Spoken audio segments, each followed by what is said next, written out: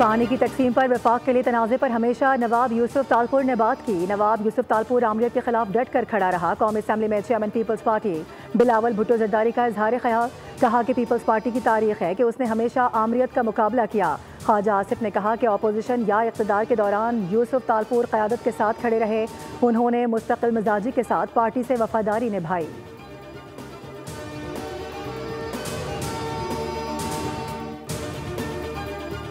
हुकूमत की जिम्मेदारी है कि पूरे मुल्क में यकसा तालीम होनी चाहिए। हुकूमत ने एहसन इकबाल की सरबराही में कमेटी तश्कील दी है। सेनेट इजलास में वक्फा सवालात के दौरान वफाकी वजीर कानून आजम नज़ीर तारड़ का इजहार ख्याल।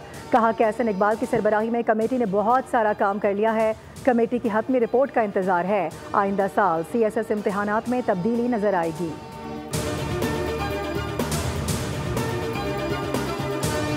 वज़ीर ख़जाना ने मौसमियाती तब्दीली और आबादी में इजाफे को पाकिस्तान के लिए बड़े चैलेंजेस करार दे दिए।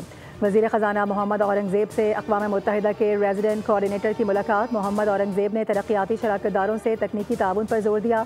मुलाकात के एलामिया के मुताबिक वज़ीर ख़जाना ने कहा कि पाकिस्तान का इक़्तिसादी आउटलुक मुस्तहकम, बरामदात और पैदावारी नमू पर तवज्जो है।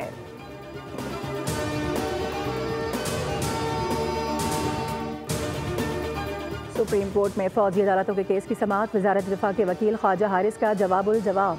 कहा कि FB अली केस का मुतालिका हिस्सा अदालत के सामने रखना चाहता हूँ। जस्टिस जमाल खान मंदुखेल ने इस्तफसार किया कि क्या FB अली को बुनियादी हुकूक मैसर थे। ख्वाजा हारिस बोले कि अदालती फैसले के मुताबिक तमाम बुनियादी हुकूक मैसर थे। जस्टिस मोहम्मद अली मजहर ने रिमार्क दिए कि आर्मी एक्ट में बुनियादी हुकूक तो मौजूद है, लेकिन दिए जाते हैं या नहीं ये एक अलग बात है। अगर दस्तियाब बुनियादी हुकूक फराहम ना किए जाएँ तो ये आर्मी एक्ट की खिलाफ वर्जी होगी। ट्रायल में कानून पर अमल ना हो तो उसको चैलेंज किया जा सकता है।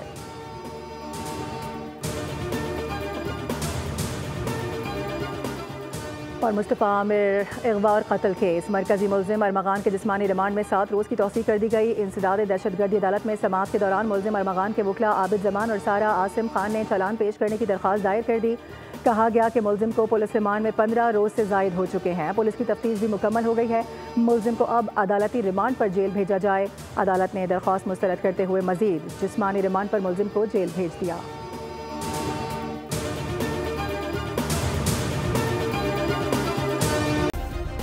सब्सक्राइब करें और बेल दबाएं ताकि कोई खबर रह न जाए।